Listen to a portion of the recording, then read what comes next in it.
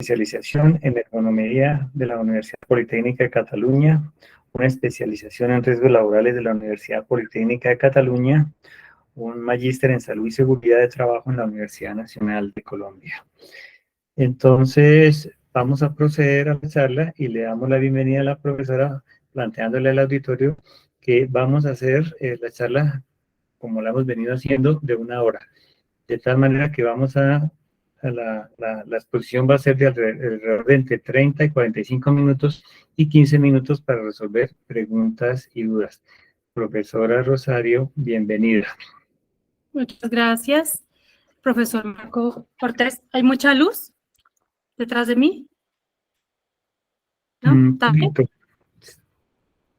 Un poquito. Apago, a ver si apago una y ustedes me dicen. Con gusto. ¿Vale?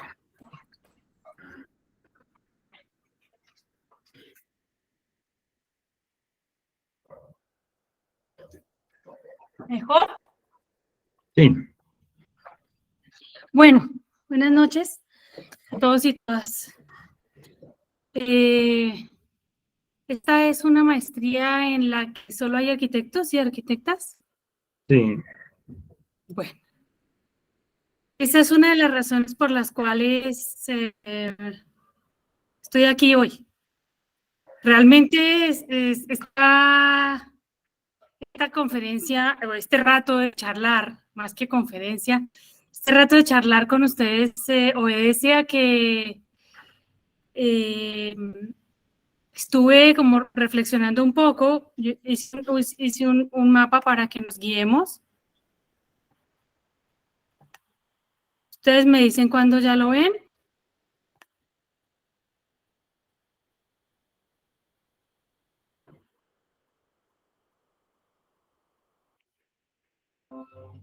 Lo estamos viendo. Gracias. Bueno, yo es que ya hace mucho tiempo que no trabajo con el PowerPoint porque no me rinde mucho el tiempo y porque mi trabajo es, miren a ver si lo puedo ver al tiempo que verlos a ustedes, como que no me siento bien sin ver las caras. Pantalla completa, ventana, ¿será esta? A ver. Ay. Bueno, prefiero ver las caras, pero bueno, como que no sé bien cómo, qué sucede. ¿Será que lo intento la última vez? A ver, dejar de compartir. Chas. A ver. Ventana, pestaña de Chrome. A ver. Bueno, vamos a ver. No, como que no los puedo ver. Bueno, igual. No pasa nada. Que ustedes me vean, ya está. Contarles un poco que yo he trabajado, soy diseñadora industrial. Si en algún momento no me escuchan bien, me lo dicen. Si en algún momento necesitan algo, me lo dicen con la voz porque no estoy viendo en el chat. Bueno. Soy diseñadora industrial y trabajo en ergonomía desde hace 20 años. Como el profe Marco lo dijo, yo estuve un rato después de estudiar diseño industrial en Barcelona trabajando, aprendiendo de la ergonomía y de las condiciones de trabajo desde la prevención. Y al regreso a la universidad, fue siempre mi objetivo ser docente de la Universidad Nacional, pues hice el magíster en salud y seguridad en el trabajo. Ahí, como proyecto de grado, les cuento esto porque esta estrategia, esta metodología de investigación que utilicé, que es la observación participante, forma parte de mis reflexiones de investigación, ha formado parte de mis reflexiones de investigación durante todo el tiempo. Mi trabajo de grado fue condiciones de trabajo de auxiliares de enfermería y caídas de pacientes en hospitales de segundo nivel de complejidad en Bogotá. La idea mía era reunir un poco como la experiencia en diseño, también mi amor por el mundo hospitalario y la ergonomía. Entonces, la manera como fue más cómodo para identificar información sobre caídas de pacientes y sobre condiciones de trabajo del sector salud, de la gente del sector salud, fue hacer algo que se llama, no sé si ustedes lo hacen en arquitectura, imagino que sí, observación participante. Es decir, observar las condiciones de trabajo, observar las condiciones de vida de las personas, formando parte de los usuarios activos de los espacios, de los lugares de trabajo. Entonces, yo hice una formación de auxiliar de enfermería durante 6 meses, cancelé mi semestre uno de los semestres de maestría para sumergirme un poco en la observación participante a partir de la formación como auxiliar de enfermería y luego 6 meses de práctica en un hospital, tratando de identificar con las auxiliares las condiciones de trabajo propias de su cotidianidad, propias de su día a día, propias de su quehacer técnico y de su quehacer profesional, porque a pesar de haber estado trabajando mayoritariamente con auxiliares de enfermería, mi trabajo también estuvo muy cerca de los enfermeros y enfermeras profesionales que se encargan de la jefatura de los servicios. Entonces ahí identifiqué la participación dentro de las actividades de las personas como una fuente muy importante para la búsqueda de las razones para investigar. Contarles también que pues yo he sido docente en todos los ciclos de formación de diseño industrial de la universidad. Y luego de haber explorado, bueno, el ciclo básico que es igual que en arquitectura los 3 primeros semestres, que para nosotros es como el descubrimiento de todas las facetas por las cuales el diseño industrial pasa, la parte ambiental, la parte de factores humanos, la parte estética, la parte tecnológica, y luego las prácticas que, pues como su nombre lo indica, aplican todo lo que se vio en el ciclo básico a proyectos, en su mayoría intentamos buscar proyectos de la vida real, y luego el ciclo de los observatorios, que está un poco, que es un poco la profundización de esas prácticas unidas a una reflexión interesante desde el diseño. Y bueno, llevo ya más de 10 años trabajando en una asignatura que se llama Ergonomía Organizacional, en donde trato de identificar en los espacios, en los ambientes habitables, oportunidades de mejora. En este mismo instante, mis estudiantes de ergonomía organizacional están haciendo un análisis, primero una caracterización de los edificios, de los nuevos espacios para las artes, y una caracterización, es decir, una descripción, una narración y una comprensión, luego el diagnóstico a partir de la construcción de un deber ser y de lo que tenemos en este instante, y luego desde el diseño y la ergonomía organizacional identificar unas oportunidades de mejora. Esto, por supuesto, también a partir de la observación participante, no solo mía, sino de los estudiantes de diseño.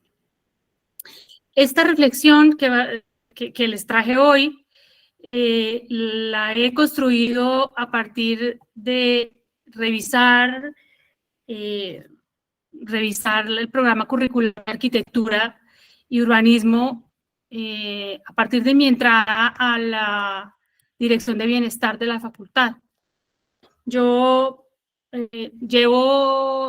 entré a la facultad en el año 93-2, en el periodo 93-2, y aún he estado cerca de muchos arquitectos colegas, nunca me había detenido mucho a ver la malla curricular de arquitectura. Y ahora que tengo dentro de mi grupo de la decanatura personas que han trabajado en esta área del conocimiento, me he puesto a pensar, bueno, ¿y si pertenecemos a la misma facultad? Si nos dedicamos a las mismas cosas, porque nos dedicamos a las mismas cosas. Unos diseñan espacios y los otros diseñamos objetos, experiencias, servicios. ¿Por qué estamos tan lejos? ¿Por qué no nos conocemos? ¿Por qué no vemos asignaturas juntos? ¿Por qué dentro del programa curricular de arquitectura y urbanismo la ergonomía brilla por su ausencia? Y luego hice una profundización del programa curricular de diseño industrial, que conozco pues mucho más en profundidad. Y dije, bueno, ¿por qué en nuestro programa no hay asignaturas vinculadas al diseño de las viviendas? Cuando yo estuve como estudiante de diseño industrial, existía una línea de profundización que se llamaba así, vivienda. Yo no la tomé. Yo no la tomé porque desde que estaba en la mitad de la carrera me gustaba el diseño orientado, centrado en las personas. Me gustaba trabajar con personas en situación de discapacidad, con personas del mundo hospitalario y con diseño de espacios para la educación. Entonces, un poco que le huí al tema de la vivienda y nunca me enteré bien de lo que sucedía. A pesar de que, como lo comenté recientemente al profesor Marco Cortés, nuestros profesores fueron mayoritariamente arquitectos y nuestra escuela nace de la experiencia y del conocimiento de muchos profesores de arquitectura, pues no tenemos realmente una relación muy cercana. Afortunadamente, después de haber cruzado por toda esa malla curricular de diseño industrial y de lanzarme un poco a trabajar en diferentes áreas que no necesariamente soy mi experticia, como el medio ambiente y como la parte tecnológica y de producción, teniendo la fortuna de trabajar en el área de los factores humanos como un aspecto transversal, porque si pensamos en una vivienda hablamos de las personas, si pensamos en el Transmilenio hablamos de las personas, si pensamos en un colectivo hablamos de las personas, si pensamos en el diseño de una meta para el aprendizaje de los niños del jardín de la Universidad Nacional, hablamos de las personas, si pensamos en el dimensionamiento de un hogar geriátrico, hablamos de las personas. Entonces, ese estar cerca del diseño y las personas me ponía como un elemento transversal útil en cualquier taller. Me di cuenta de que nuestra relación con arquitectura es muy reducida. Ahora para mí ha cambiado un poco la idea porque trabajo en mi equipo de decanatura con arquitectos y tengo la idea de que quizá podríamos fortalecer nuestras relaciones. Incluso después de haber participado del taller de proyectos interdisciplinares en ingeniería, que tampoco nunca había trabajado, y uno de mis colegas de diseño industrial me propuso, bueno, ¿por qué no viene a trabajar conmigo en el TPI? Se llama el TPI en ingeniería, como mentor de diseño. Pensé que quizás nosotros podríamos hacer un taller de proyectos interdisciplinares de artes, en donde construyéramos de manera conjunta con arquitectura y con diseño gráfico, por qué no decirlo, proyectos en donde se piensa cada uno desde su disciplina, espacios, objetos, imágenes y estrategias de comunicación para que las personas se sientan mejor, estén mejor y puedan desarrollar sus actividades, cualquiera que ésta sea. Esas son dos de las razones por las cuales me atrevo a venir hoy acá. Yo no soy experta en vivienda, no soy experta en espacios, pero sí soy experta en organización del trabajo. Entonces, en la inauguración de una de las maestrías de arquitectura, dije, ¿y por qué razón no nos reunimos más frecuentemente, ¿no? Y el profe Marco me cogió la caña y aquí estoy.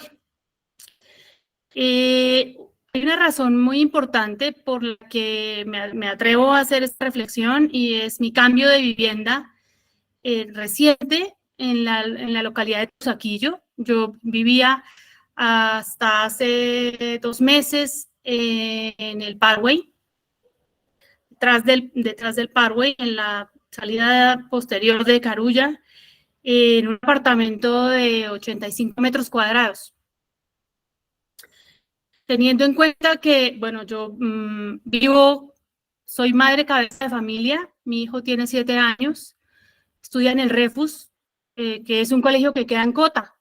Les cuento todos estos detalles porque si yo soy docente de la Universidad Nacional y tengo actividades en bienestar y tengo clases y mi hijo estudia en Cota, yo necesariamente debo vivir muy cerca de la universidad, del campus de la sede de Bogotá, para poder llegar temprano a la ruta, porque yo soy quien se encarga de hacer todas las actividades y para poder llegar temprano al consejo de facultad o a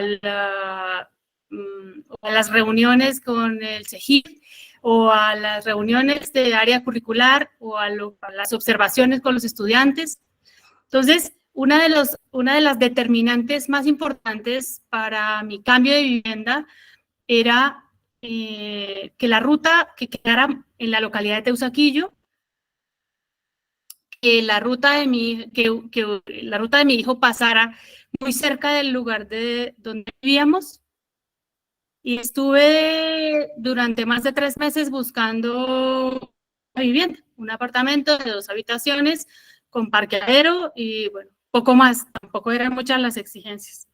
Sin embargo, me encontré con lugares con esas características que les digo, cerca de la universidad, en la localidad de Teusaquillo, en varios barrios, en El Recuerdo, en Belalcázar, en La Soledad, en Gran América, en Centro Nariño, en Pablo VI, en Nicolás de Federman, en Galerías, en Santa Teresita y en Acevedo Tejada. Visité 18 viviendas y me encontré pues con muchas sorpresas. Me hubiera gustado mucho traer imágenes, tomar fotos en todos los apartamentos a los que entré, porque verdaderamente estuve muy sorprendida, pues por varias cosas que vine a contarles, ¿no? Antes de arrancar con lo que me encontré, también quiero contarles que estoy terminando un proyecto de investigación y con el Instituto de Investigaciones Tecnológicas de la Facultad y que pretendía identificar las condiciones de trabajo de las profesoras universitarias de la sede de la Facultad de Artes y de Ciencias Humanas. Entonces, tratamos de recoger sus vivencias del COVID-19, durante el COVID, su trabajo docente, también doméstico y en muchos de los casos sus labores del cuidado, ¿no? Todas estas tres, del cuidado de los niños, del cuidado de las mascotas, del cuidado de las personas mayores, de otras personas como, por ejemplo, quienes están cerca de personas en situación de discapacidad. Entonces, alrededor de estas 3 o 4 tareas desarrolladas mayoritariamente por mujeres, identificamos que eran espacios que no siempre estaban pensados para muchas de estas tareas, que las tareas coexistían en los mismos lugares y en muchos momentos se generaban situaciones de inconformidad, de frustración y de otras situaciones que ya les voy a contar. Habiendo cambiado de vivienda, finalmente me trasladé a este lugar desde donde les hablo, que es un conjunto habitacional que se llama Tacay Reservado, que está en Gran América. Es un apartamento que tiene 53 metros cuadrados, o sea, me reduje un poco más de 25 metros. Y bueno, alrededor de esto me hice algunas preguntas fundamentales. Cuando el profesor Marco me dice, bueno, allá la espero, acepta o no acepta, o qué piensa, le dije, yo no soy experta en vivienda, pero me parece que es interesante arrancar alguna parte para poder trabajar juntos. Entonces me pregunté, ¿qué es para mí la vivienda? Yo paso gran parte de mi tiempo, gran parte es más de 8 horas, algunas veces 10 horas, dentro del campus de la sede de Bogotá, hace mucho tiempo, excepto en el tiempo de la COVID-19, el resto del tiempo yo paso mucho más tiempo en el campus que en casa.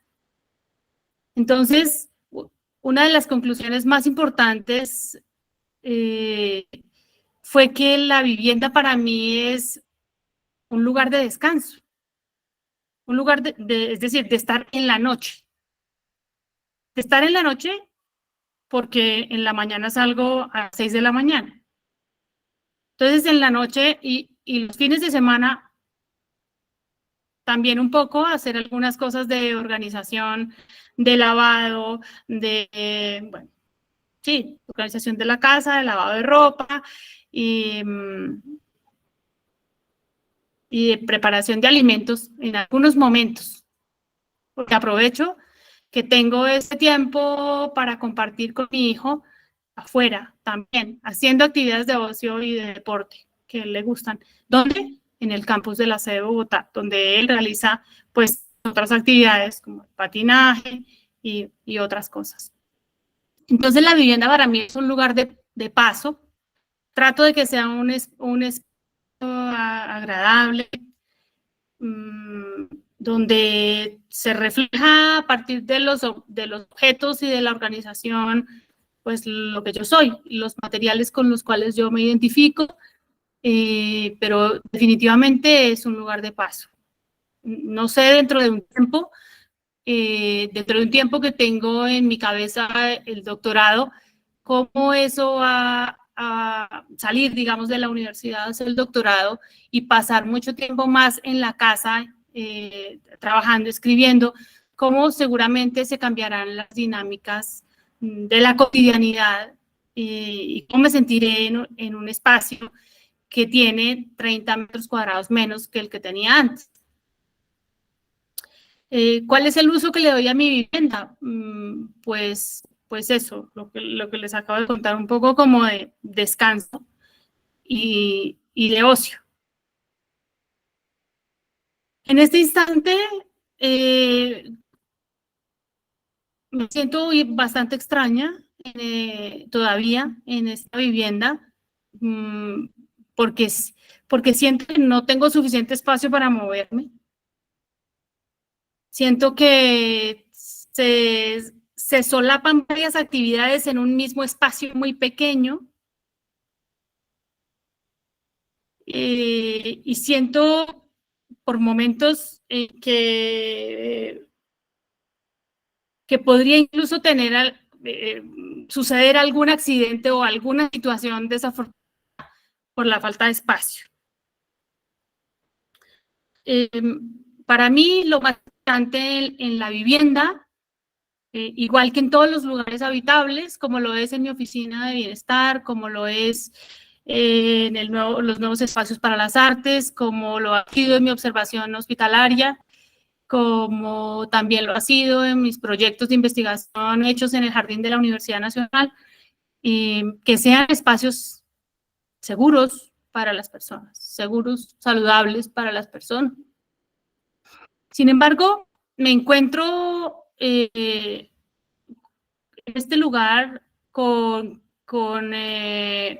espacios que yo no puedo utilizar. que no puedo utilizar por su tamaño, por ejemplo. Les voy a dar un ejemplo, varios ejemplos concretos debajo de los lavamanos de los 2 baños, porque a pesar de tener 53 metros cuadrados, hay 2 baños. Yo me preguntaba, ¿por qué razón existen 2 baños en una vivienda tan pequeña y no existe un baño que sea un poco más grande y que permita un espacio donde uno tenga una mayor movilidad y la posibilidad de organizar, distribuir y acceder mejor a los objetos que uno utiliza en el baño? Entonces, hay dos baños en los que es difícil moverse para realizar todas las actividades que uno realiza en un baño, ¿no? Yo lo vivo de manera más clara porque participo en las actividades de preparación diaria de mi hijo. Entonces, el baño, el cepillado de los dientes, bueno, alcanzarle la toalla y ese tipo de cosas, graduar el agua, y me doy cuenta de que son espacios muy pequeños. Entonces, yo hacía esa reflexión de, bueno, ¿y por qué no se hace como antes, que había un solo baño en la vivienda, pero uno está más cómodo y más tranquilo para poder moverse con soltura y con fluidez? Y debajo de los 2 lavamanos hay un espacio que seguramente fue pensado para guardar algo. No sé muy bien qué. Porque si no son cosas absolutamente pequeñas, no es posible organizar, digamos, recipientes con líquidos del baño o papel higiénico. ¿Sí? Me da cuenta de que he intentado de diversas maneras y hasta ahora estoy tratando como un poco de llegar a un acuerdo con esos espacios reducidos. También en la parte de los estantes de la cocina. Hay espacios que no sé para qué fueron pensados porque no puedo utilizarlos. Son muy pequeños, por un lado, y por el otro quedan muy arriba. Yo no estoy dentro de los percentiles más bajos de nuestro país. Sin embargo, son espacios que no puedo utilizar, o a los que no puedo acceder con la altura que tengo. Espacios que no pueden ser utilizados por personas con movilidad reducida, por supuesto que no, ni siquiera entrar. ¿Sí? Entonces, me ponía a pensar un poco, bueno, y si una persona está en situación de discapacidad, ya sea temporal o permanente, y se mueve en silla con ruedas, ¿cómo podría moverse en este apartamento? ¿Cómo podría ducharse? Si tiene que entrar en la silla de ruedas al baño, eso sería una cosa absolutamente imposible. ¿Sí? También lo es en edificios de los que tenemos en la universidad, como el SINDU. Hace mucho tiempo yo ya había entrado al Bienestar, hicimos con nuestro coordinador de planta física un recorrido de accesibilidad, intentando descubrir algunas cosas propias de la edificación. Y cada día me doy más cuenta de que las personas en situación de discapacidad relacionada con la movilidad y con el desplazamiento, pues están fuera de los juegos, están fuera de todas las actividades, fuera de todas las oportunidades y fuera de todos los derechos. También he encontrado en este apartamento espacios que son utilizados de forma improvisada, ¿no? Entonces, hay un espacio en donde se hace un hueco, digamos, un espacio donde se coloca un mueble de madera que no sé muy bien para qué sirve. Es como una repisa larga. Y pues yo tengo una biblioteca grande, llena de libros. La alternativa que tuve fue decir, decirle a la dueña del apartamento, oiga, déjeme quitar ese mueble y déjeme poner, no sé si lo alcanzan a ver, déjeme quitar ese mueble y déjeme poner mi biblioteca en ese hueco. Tuve tanta suerte que cupo. Y me sobraron algunos centímetros incluso, pero yo sentí que son espacios que son utilizados de forma improvisada, en donde quizá no se planean mucho los objetos que ahí se colocan y la utilidad que estos podrían tener dentro de los espacios habitables. Gracias a esto he sentido frustración, incomodidad y molestia porque me siento apretada todo el tiempo. Afortunadamente, a partir de la pandemia, yo hice un proceso de desprendimiento de muchas cosas que no usaba. Regalé, ferié, intercambié, truequé y boté muchas cosas que no utilizaba hace más de un año, de ropa, de herramientas, de máquinas y de varios insumos que tenía repetidos incluso. Y eso me ha ayudado a ir más liviana por la vida y a adaptarme mejor a los espacios. Y por supuesto fue una estrategia muy importante en el proceso de cambiarse de vivienda. Tuve que deshacerme de algunos objetos porque no caben en este lugar. No es decir, no solamente porque es 30 metros menos, 28 metros menos, sino porque no es posible, por ejemplo, me tocó dejar la escalera del camarote de mi hijo Tomás en el depósito, porque no cabe. Entonces, el espacio de su habitación es tan pequeño que no me permitió ubicar la cama completa y entonces tuve que replantear la manera como él puede pues, acceder a su camarote. Pienso que en algún momento podría esto ser un escenario fértil para que sucedan accidentes. El espacio de la cocina es un espacio donde coexisten la actividad de preparación de alimentos, también el lugar donde está la nevera, la lavadora y el lugar donde se cuelga la ropa, que está por un lado muy cerca del calentador y por el otro lado muy cerca de las estanterías donde se ubica la vajilla y esas cosas. Entonces, si estoy lavando los platos, estoy ahí en el lavaplatos, pero además antes he lavado la ropa, es absolutamente imposible porque el espacio no me permite. Y si me da por cocinar al tiempo, es decir, al tiempo no, después de haber lavado la ropa, pues mal, porque se van a concentrar todos los olores, a pesar de tener el extractor de la estufa.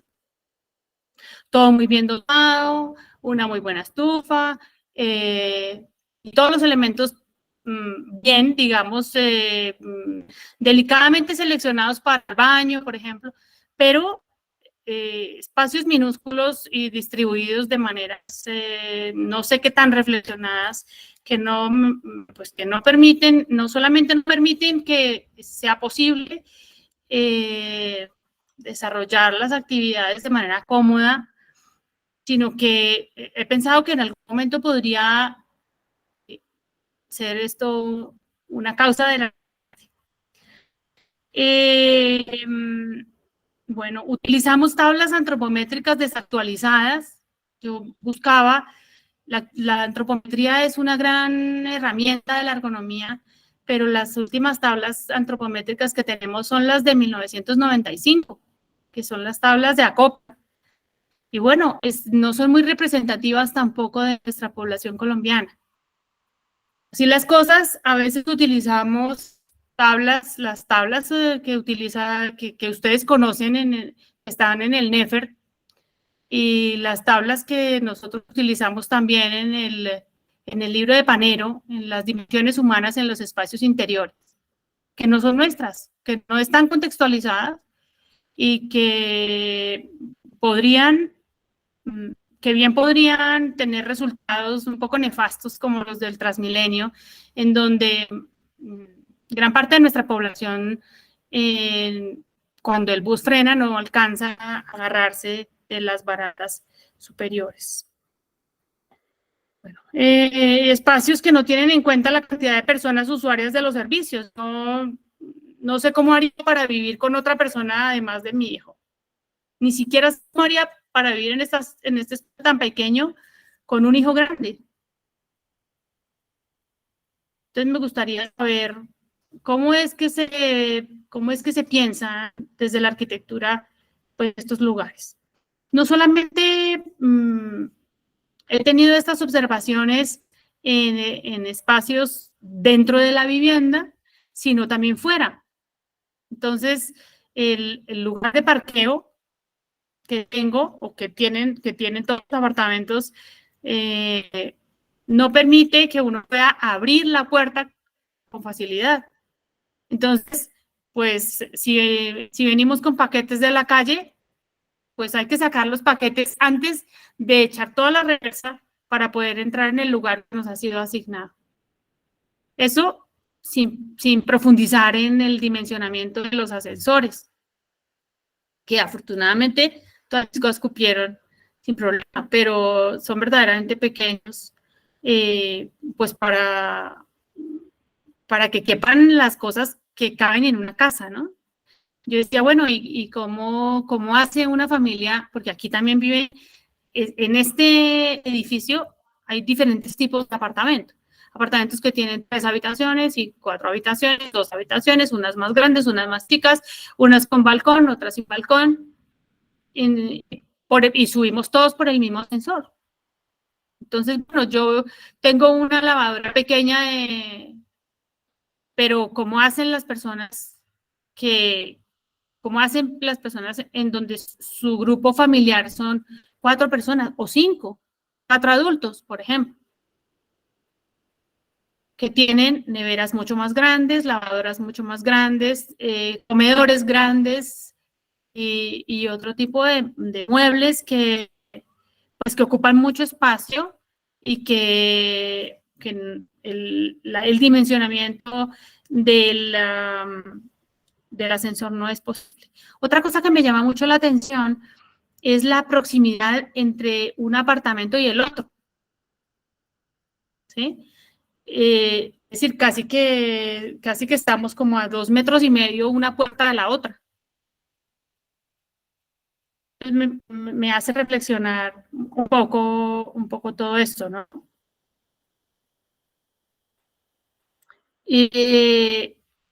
Me parece que eso no solamente sucede en el diseño de la vivienda, porque además los arquitectos no se dedican solamente a la vivienda. Hablamos un poco de la vivienda, pues porque es el pretexto que tiene esta maestría para hacer las reflexiones y los análisis que hace. Sin embargo, si nos dirigimos a espacios como los hospitales o como los centros de salud, unidades de atención básica en salud, o los espacios, las unidades de educación y de transporte, pues no estamos tan lejos tampoco, ¿no? Realmente el propósito de esta reflexión es cómo podemos contribuir juntos, no solamente desde la arquitectura y el diseño industrial, sino también desde la parte gráfica, al mejoramiento de las condiciones de habitabilidad de las viviendas y de otros espacios habitables. Yo hice, para venir hoy a esta reflexión, caractericé un poco la vivienda y hice una reflexión juiciosa. Y creo que hay que construir algunos requerimientos mínimos. Y pensé, bueno, si esto sucede en una vivienda que es de estrato 4, pues una vivienda de interés social en donde viven 5 personas, ¿con qué criterios de distribución de los espacios y con qué criterios de privacidad y con qué criterios mínimos de movilidad para las personas funciona, ¿no? Después de haber hecho un poco estas reflexiones, que creo que pueden tener mucha profundidad, ya les dije que es una charla más que una conferencia, es un rato de conversar. Y creo que es importante pensar en la diversidad humana. No seremos adultos jóvenes durante mucho tiempo. Y habrá un momento en el que necesitaremos que nuestras viviendas estén pensadas de una manera que estemos más seguros. Cuando seamos adultos mayores, requeriremos más atención en espacios como el baño, por ejemplo, para acceder a la ducha, para sostenernos dentro de la ducha y muchas otras cosas. Es decir que si no tenemos acceso a viviendas privilegiadas, pues estamos casi que condenados a estar en lugares en donde podemos estar inseguros y no ser confortables ni sanos. Es importante pensar en que las personas se mueven, no solamente en que tienen dimensiones y en que construimos a partir de la altura, supóngase dimensión máxima vertical de brazo, de un percentil 95 para poder construir la vivienda, sino que las personas se mueven. Las personas cargan objetos, las personas preparan alimentos, las personas se agachan, las personas doblan la ropa. Entonces es interesante ir más allá de lo que existe en el mercado como dimensiones del estándar. Eso es estándar dentro de unas comillas grandes, por favor. Las necesidades del mercado prevalecen frente a las necesidades de las personas. Entonces, poco me acuerdo de las dimensiones de los parqueaderos públicos o privados de uso público, en donde tenemos muchas veces que dejar las llaves porque no se sabe muy bien cómo una cantidad insospechada de automóviles para aprovechar el espacio. Aún si nos pasamos por encima de la comodidad y de las dimensiones y del movimiento natural de las personas.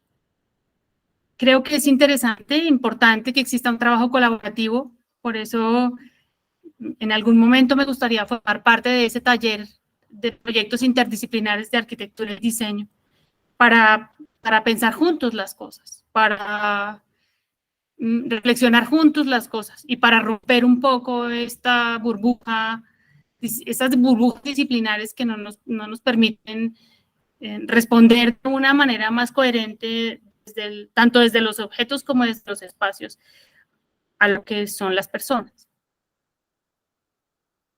Las personas tienen necesidades, comportamientos, preferencias, capacidades y maneras de percibir distintas. Las cosas, es importante que tengamos en cuenta eso, pues cuando se trata de participar en un proyecto de vivienda como arquitectos o como diseñadores. Bueno, son las 6:45 y a mí me dieron una indicación precisa del tiempo, entonces voy a respetar a la coordinación y a la organización. Ruby, muchas gracias. Aprovecho para agradecer al profe Marco Cortés y a Ruby que pone la cara también por este programa. Me gusta, yo no he estado nunca cerca ni de los programas, ni del programa de pregrado, ni de los programas de posgrado de arquitectura, pero sí me parece que podemos hacer cosas juntos. Gracias, profesora. Su charla y sus comentarios, sus temas, creo que son nos dejan a todos con preguntas y con dudas. Entonces yo doy la palabra al auditorio si hay alguna pregunta o alguna duda para que la profesora tenga la oportunidad de aclararla o de complementarla.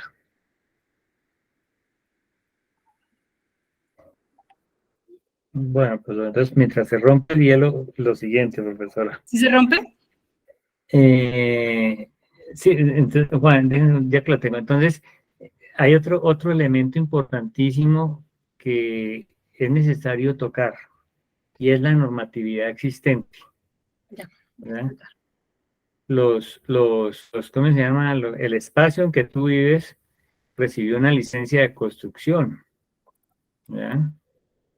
Y esa licencia tiene una norma que especifica una cantidad de los elementos que estás utilizando. Entonces me parece que desde allí también empiezas a sufrir las consecuencias de lo que está en la norma. No es solo todos los elementos que desde los teóricos, de lo histórico, de lo proyectual planteamos los arquitectos, sino que la norma también tiene repercusiones en el espacio en que estás. Por ejemplo, el parqueadero que tienes corresponde a la norma de ese momento, ¿ya?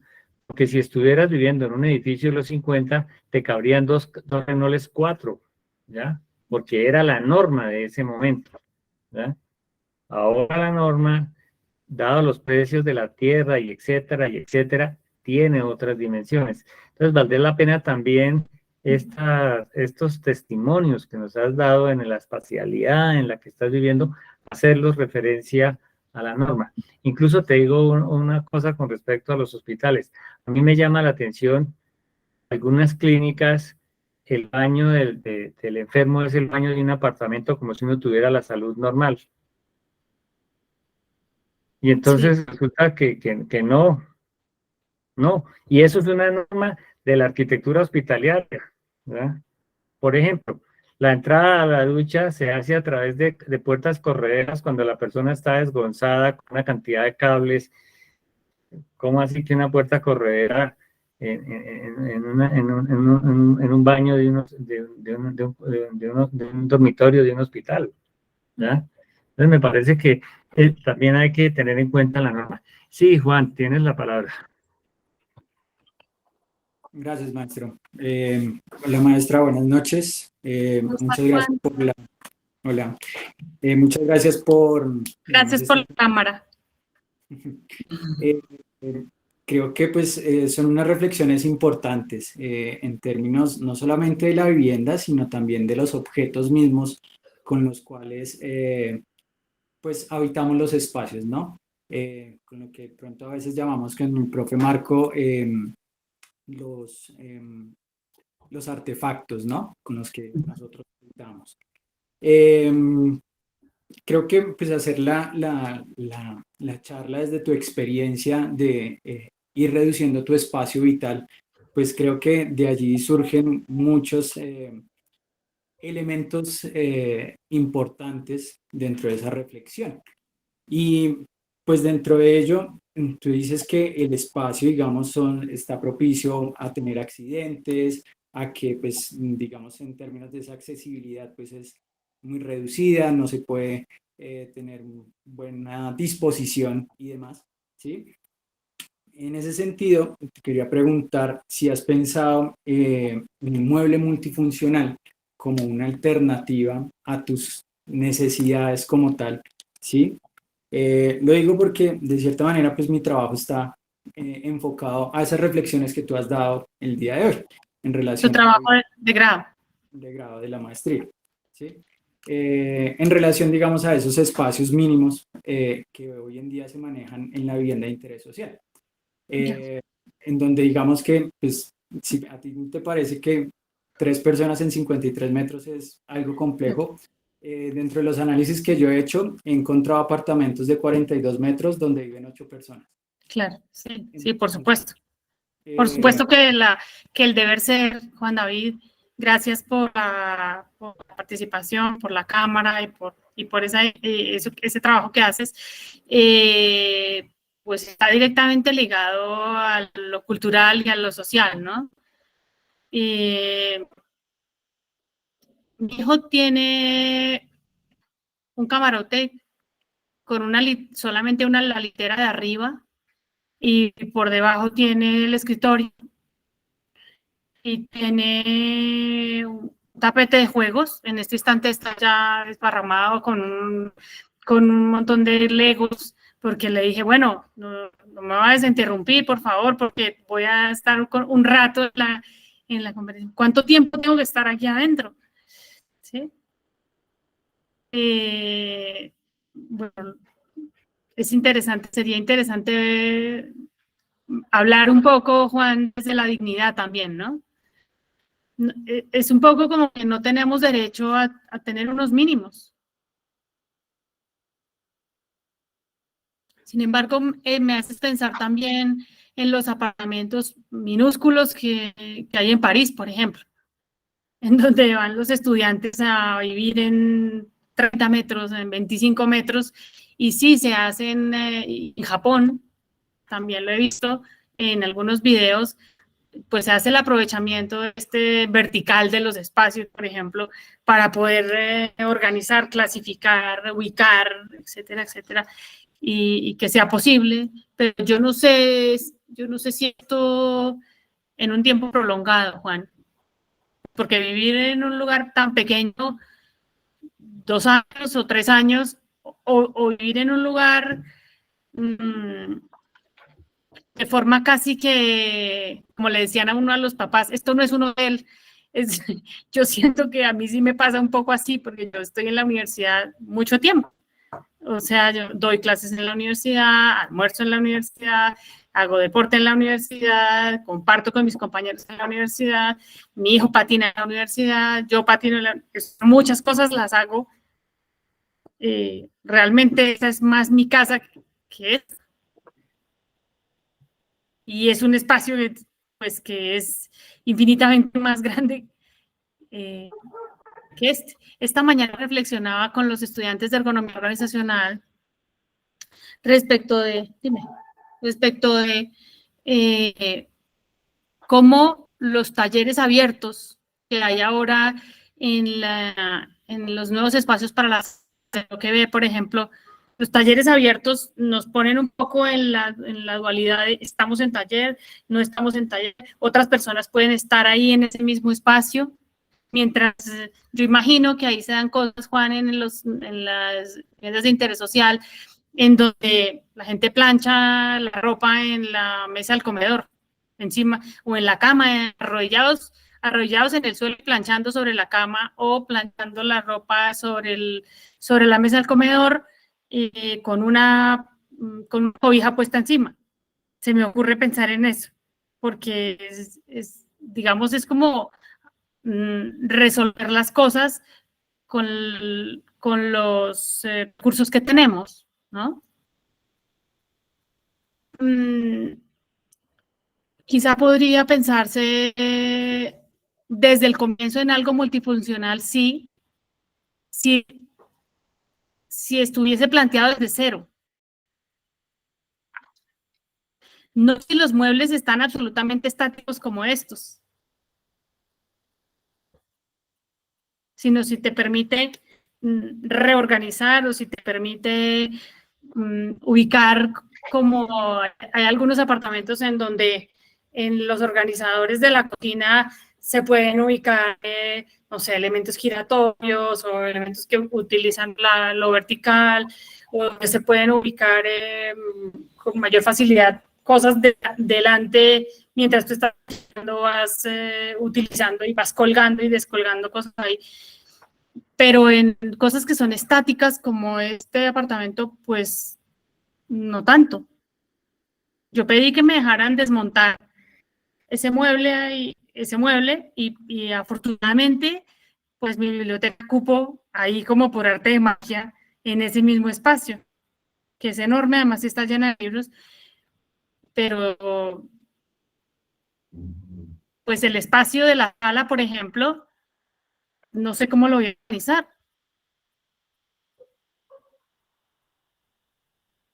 Todavía no lo he pensado bien, pero tengo que resolver alguna cosa, porque el espacio es tan pequeño que no ha sido, yo creo, pensado para el espacio de socialización, el espacio de alimentación, para que todo coexista en un espacio muy pequeño, ¿no? Pensando que, bueno, mi comedor desde 1 metro de diámetro es circular, es pequeño realmente. Yo no sé cómo, y solo tiene 4 puestos. Yo no sé cómo, quizá los objetos abatibles pueden servir para ese tipo de espacios. Búsqueda de bibliografía sobre espacios mínimos, así se llama, espacios mínimos. Dimensionamiento de espacios mínimos. En Japón hay un montón de esos ejemplos. Clasificar, organizar. Bueno, yo desde hace tiempo he trabajado con Marie Kondo, que es una japonesa que habla de la organización de la casa.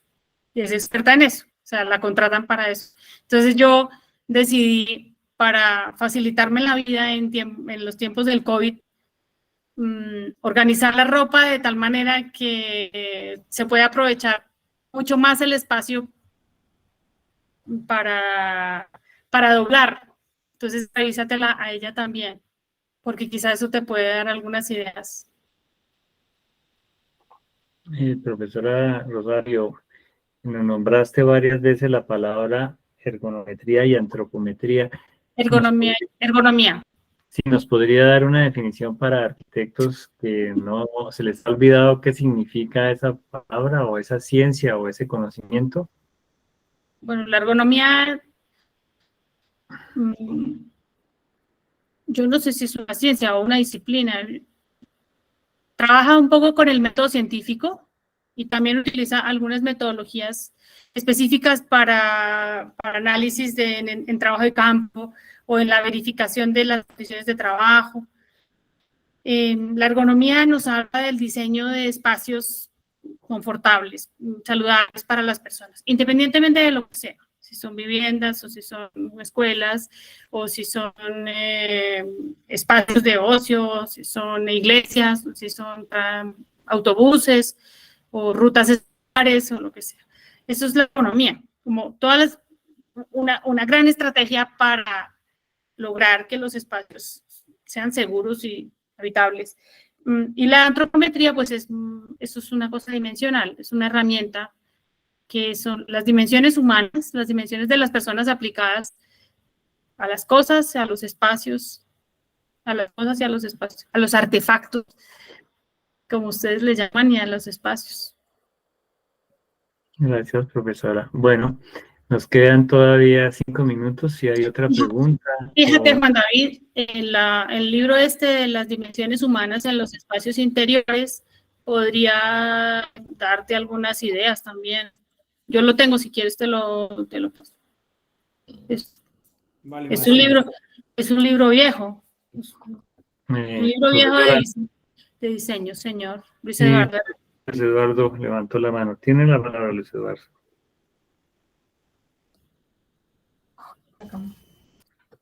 Buenas noches, profesora Rosario, profesor Marco, compañeros. Hola. Tengo una pregunta. Pues basado en lo que está comentando a lo largo de la charla, la arquitectura y el diseño industrial están son como carreras hermanas, o sea, tuvieron como un punto de encuentro y se complementan una con la otra.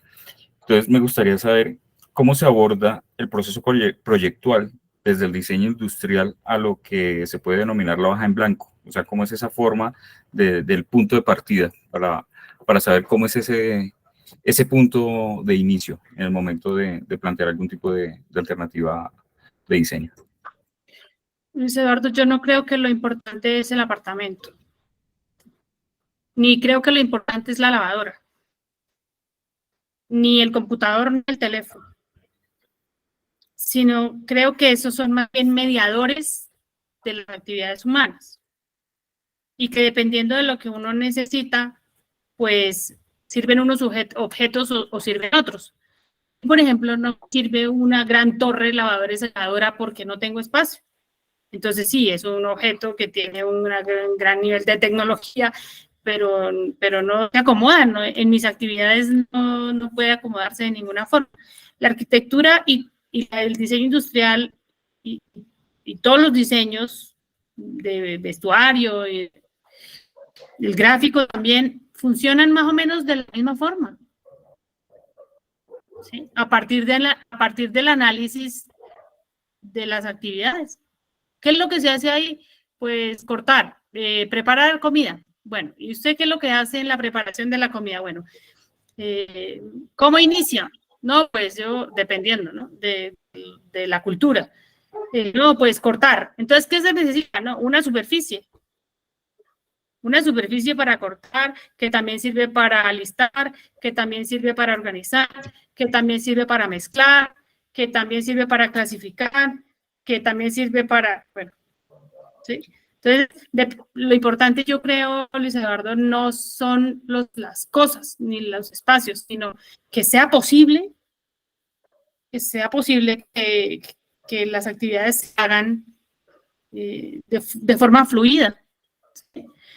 El otro día, no sé si lo hablé con el profe Marco ayer antier, es el CUR, por ejemplo, el Centro Urbano de Recreación donde la gente va a nadar, de compensar, que todos hemos ido allá a nadar a compensar en algún momento. No hay suficientes espacios para ducharse, tampoco hay suficientes vestieres para las personas, ¿sí? Porque...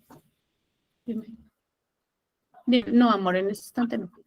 No, tampoco hay suficientes vestieres para las personas, entonces hay un momento en el que hay un cuello de botella, porque hay cursos de natación de yo no sé cuántas cantidades de personas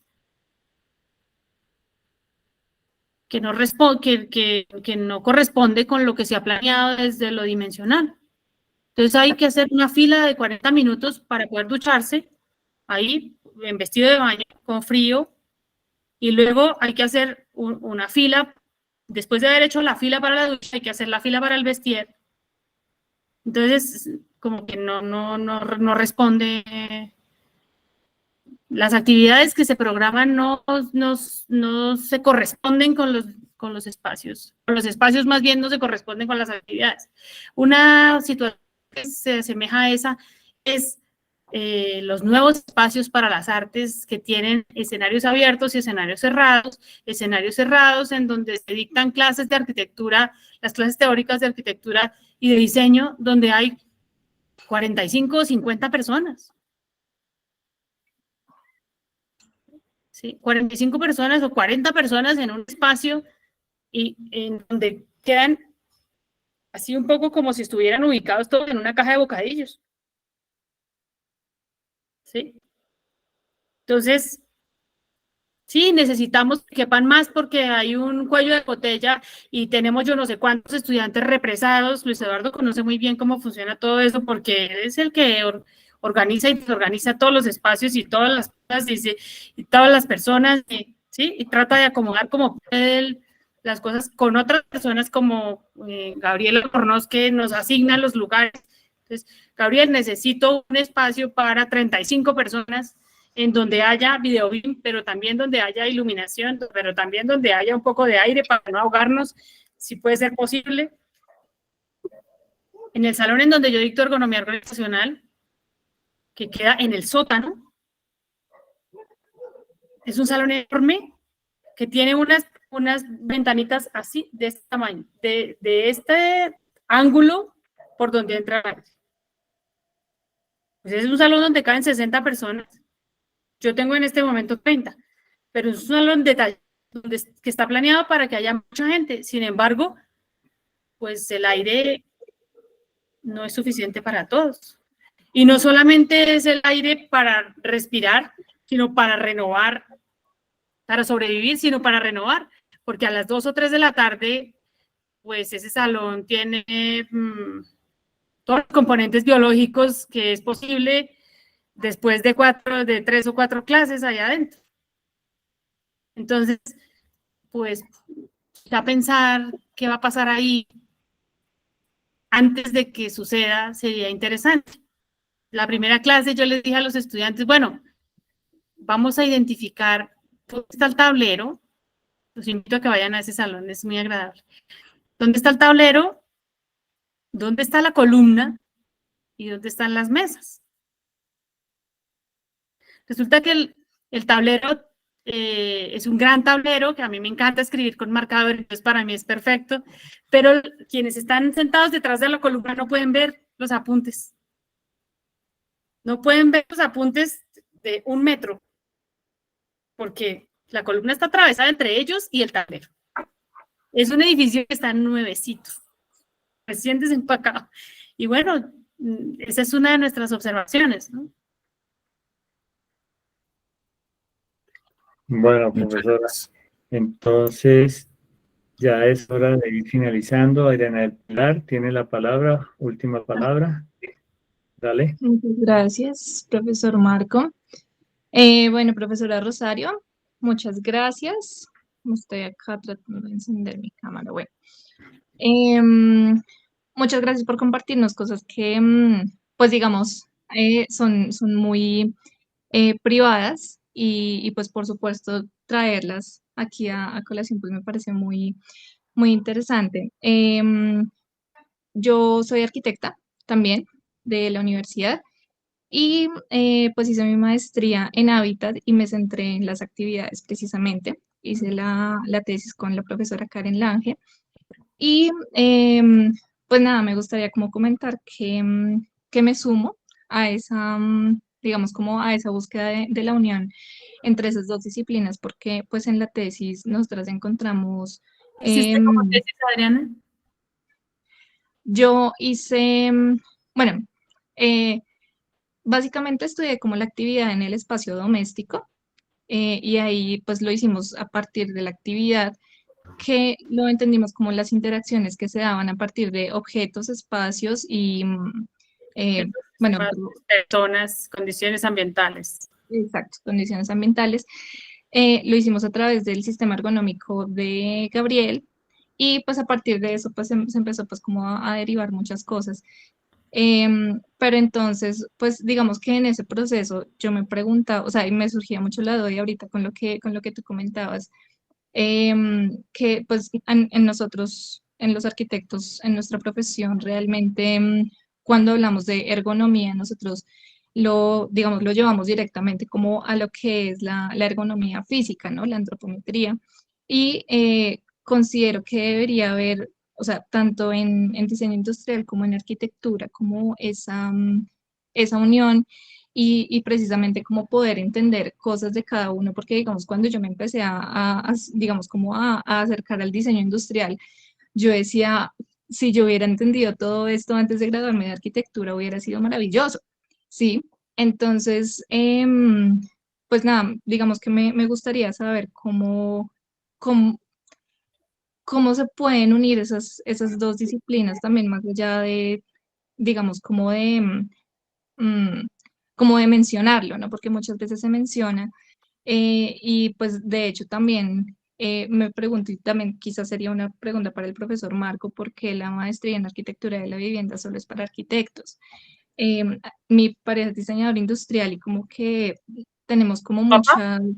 muchos puntos. ¿Tu papá Dime, dice? mi pareja. Ah, tu pareja, perdona. Sí, tenemos como muchos puntos en común y él me dice, yo quiero estudiar maestría en arquitectura de la vivienda, Y tú le dices, pero yo quiero estudiar ergonomía. O sea, sí, sí, digamos que es como un vaivén, pero nos hemos puesto precisamente como a analizar eso en la universidad y realmente no hay un punto que los una. Sí, cuando yo estuve en la maestría, digamos que lo único que pude tomar como de esa rama fue una clase que dieron que se llamaba Ergonomía y Factores Humanos, que fue cuando me empecé como a empapar un poquito del tema. Y, y ¿quién da eso? entonces Karen Lange, Karen tiene Karen también hizo su tema del doctorado es alrededor de los hospitales también. sí, salud también. Y sí, y habla de la etnografía al servicio de la ergonomía. Y es bueno. vamos a utilizar aquellas estrategias, aquellos métodos cualitativos, porque estamos muy acostumbrados a lo cuantitativo y a no trabajar tanto con las personas, sino con los planos. Con los planos Sí. y con lo que nos da el dimensionamiento de los programas que están pensados para eso, los programas de computador que están pensados para eso. Por eso a mí me llama mucho la atención y me agradan esas reflexiones que haces y que tú, siendo arquitecta, hayas encontrado a alguien como Karen que tiene una visión sistémica tan clara. Y pues bueno, Gabriela ahí de por medio también, que permite reflexionar siempre. Sí, y fíjate que hay, digamos que hay un punto que, bueno, que quizás da para otra conversación y es el tema de la intimidad en la vivienda. Cuando, no sé, pues acá en la maestría cómo se maneje ese tema, pero digamos, cuando yo hice mi trabajo de campo fue muy difícil entrar a una vivienda, como decirle a la gente, bueno, ¿y usted a qué horas va al baño? Sí, Déjeme, o sea, entonces, pues digamos que como el diseño industrial quizás está un poco más cercano como al usuario, de pronto podría brindarnos a nosotros también herramientas para eso, porque nuestra formación como que a veces, o sea, nosotros pensamos como en el usuario, pero como un ser, quizás digamos en muchas clases como la filosofía entre el cielo y la tierra, pero como el usuario que va al baño, como el usuario que tiende la ropa, como el usuario, o sea, quizás nos falta un poquito de eso y, y pues podría ser como un punto en donde nos podríamos como ayudar para dar lugar a esa, digamos, una como a sinergia. esa brecha que hay, ¿no? Exacto. Fíjate, Adriana, qué bueno encontrarte. Fíjate que en el tiempo de la pandemia, pues como no podíamos salir, y mi trabajo de ergonomía, la otra profesora que dicta organizacional es Karen. Entonces yo tenía unos cursos y ella otros, y les dije a los estudiantes, bueno, pues hay que analizar las condiciones de trabajo de alguna manera. ¿Cómo le hacemos? Y entonces les dije, pues bueno, en la casa. Uy, todos se asombraron un poco y se angustiaron un poco porque pues no estamos acostumbrados tanto al trabajo de campo. Y eso espérame que voy a buscar el cable, que ya me estoy quedando sin, ya. En diseño industrial estamos más acostumbrados al trabajo de campo, con la gente. Y les dije, bueno, vamos a mirar cómo es que se organizan, cuántas personas hay en sus casas, quiénes son, quién se encarga de traer el dinero, quién prepara, quién lava, quién plancha, cómo se alternan los horarios, quiénes tienen clases de forma simultánea, quiénes trabajan en virtualidad, cómo hacen para alternarse las tareas, quiénes salen a buscar el mercado mientras los otros se quedan preparando cosas, bueno, ¿sí? Y fue muy, muy interesante y los estudiantes trajeron a la clase la casa, mostrando imágenes, mostrando personas, o sea, así como estamos en este instante, pero los papás ahí hablando respecto de qué es lo que sienten, qué es lo que piensan. No, nos tuvimos que transformar esta habitación en un lugar de trabajo. Como no teníamos suficiente dinero, me hiciste acordar, Juan David, de las viviendas de interés social.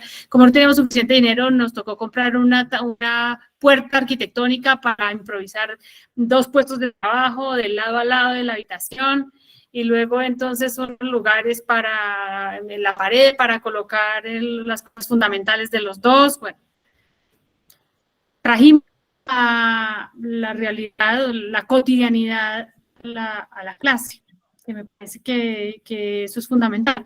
Un poco lo que ustedes hacen en la observación de los edificios y de las otras edificaciones, pues cuando van a la calle, ¿no? Nosotros lo hacemos en los espacios. Yo hice una observación, esa observación participante era para sentir en el hospital, era para sentir un poco lo que sienten ellas cuando tienden las camas, lo que sienten ellas cuando bañan a los pacientes, cuando van a llevar cosas al lugar sucio y cuando traen venoclisis del lugar limpio, y cuando entran a ayudar a los pacientes y les toca acurrucarse para poder bañar las piernas, y puede ser posible esto, ¿sí? Y encontraba cosas como los escalones o las puertas enormes o las puertas muy pequeñas o no sé, había solamente un control de agua fría y no había agua caliente, o, bueno, cosas que no solamente ve el hacer. Bueno, yo voy a responderle parcialmente a Adriana. Ya había planteado que la norma influye en esto y no la hemos tocado. El otro punto que influye es la cultura. Por ejemplo, para los japoneses los muebles tienen otra situación, casi que viven en el suelo, ¿verdad? Para nosotros el mueble es tremendamente importante. Los franceses no hablan del baño, hablan de la sala de aseo. Y efectivamente es una sala, hay muebles para hacer visitas ahí. En cambio, nosotros estamos en la tradición McDonald's, water closet. Y en McDonald's es coma rápido, váyase rápido, porque esto es incómodo, porque necesitamos producir. Entonces, el baño que tiene la profesora Rosario es water closet, no es de los franceses. Entonces, el tema cultural también influye de manera importante. Por Los ejemplo, franceses diferencian el lugar de ir a orinar y tus necesidades fisiológicas del lugar de ducharse. sí, y por ejemplo, en un libro maravilloso que se llama El elogio de la sombra, me acuerdo de Tazanaki, habla del baño para los japoneses. Y lo mismo, en la maloca, ¿cómo se vive? Entonces me parece que a veces hay que bajarle un poquitico a estas generalidades y tamizarlas un poquito, ¿no? Volverlas más particulares, claro, correcto. Los Por ejemplo, argentinos, por ejemplo, en la maloca casi no hay muebles, ¿ve? No hay muebles. Y hay lugares, ¿por qué se duerme en la hamaca, por ejemplo? Sí. ¿Por qué se duerme en la hamaca? Para el vientico, exactamente. Entonces, me parece que hay una serie de particularidades que dependen fundamentalmente, insisto, de la cultura y de la norma, entre otras cosas. Bueno, yo creo que el profesor a lo que... bueno, y la última de Adriana Pilar.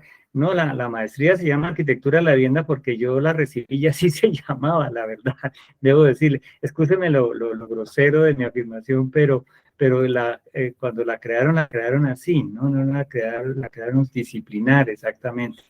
Nosotros hemos buscado armar estos puentes y por eso está la profesora Rosario, y a nuestros estudiantes se les hace un módulo que hace del mueble en la casa que le hace el profesor Jairo Leal.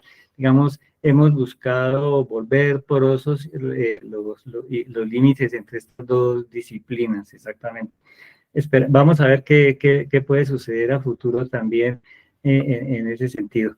De todas maneras, bueno, les agradezco a todos, le agradezco a la profesora Rosario, a quienes han participado, en el Pilar, a Juan David, a los estudiantes de las materias y a otros estudiantes que no conozco y que los veo muy participantes, por lo que la profesora nos tuvo la oportunidad de explicarnos. Entonces, la invitación también, entonces, es para dentro de 8 días, dentro de un mes, viene la siguiente charla que se llama El Barrio de los Alcázares, del Instituto de Crédito Territorial 1949 y las transformaciones del habitar en Bogotá. Este tema que acaba de pasar, mire lo que tiene consecuencias acá. Lo va a hacer la arquitecta y profesora Margarita Roda de la Universidad de San Buenaventura y egresada. Esa charla se va a realizar el miércoles 8 de noviembre del 2023 en este mismo horario. Muchísimas gracias a todos por atender nuestro llamado y muy buena noche. Y otra vez, muchas gracias, profesora. Mucho gusto. Si en algún momento creen que puede ser conversemos sobre sus proyectos de grado o lo que sea, yo estoy ahí por ahora en la Dirección de Bienestar Universitario de la Facultad de Artes, y si no, ahí les puse mi correo con mucho gusto y un abrazo para todo el equipo de trabajo. Muchas gracias al profesor Marco, y gracias a todos y todas por conversar y por escuchar estas reflexiones. Gracias, muchas gracias, profesora Rosario. Abrazos. Bueno. Muchas gracias, feliz noche. Muchas gracias.